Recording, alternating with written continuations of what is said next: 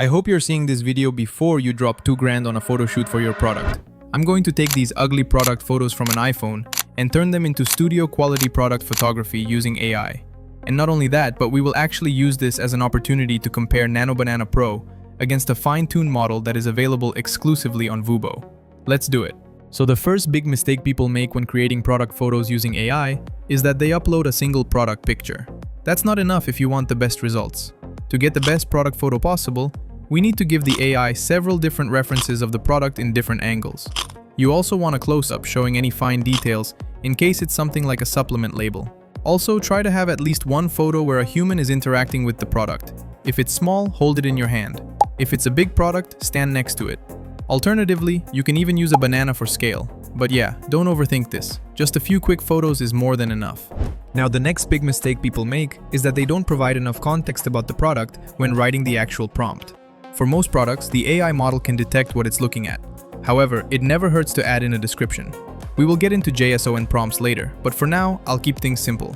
You can write something like this. Attached are reference photos of my black supplement container, which is a plastic cylinder with a flat round top and a matte printed label. Make a professional photo of this product leaning on a coconut. The coconut is cut open. It is a tropical setting with natural lighting. For now, let's submit this simple prompt and see what we get. Alright, that's pretty cool.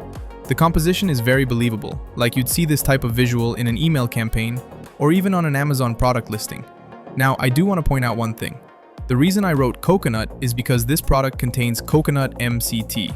And the reason for the tropical setting is because that's where you'd find a coconut, but also the product contains vitamin D3, which is something people take when they lack sunlight. So as you can see, human creativity behind the prompt is still a vital component. Of course, I'm sure it won't do a bad job if I don't steer it.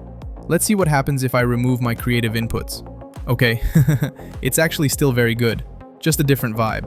I'll run it a few more times to see what we get. Okay, these are all pretty good.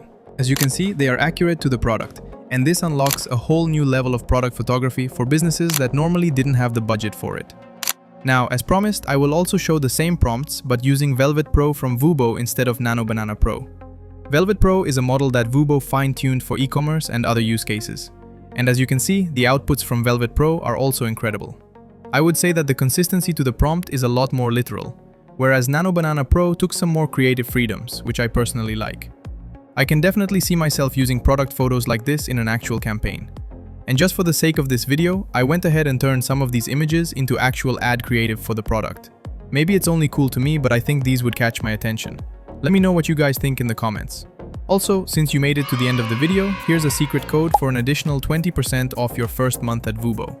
Thanks for watching. Consider subscribing so you don't miss my next tutorial.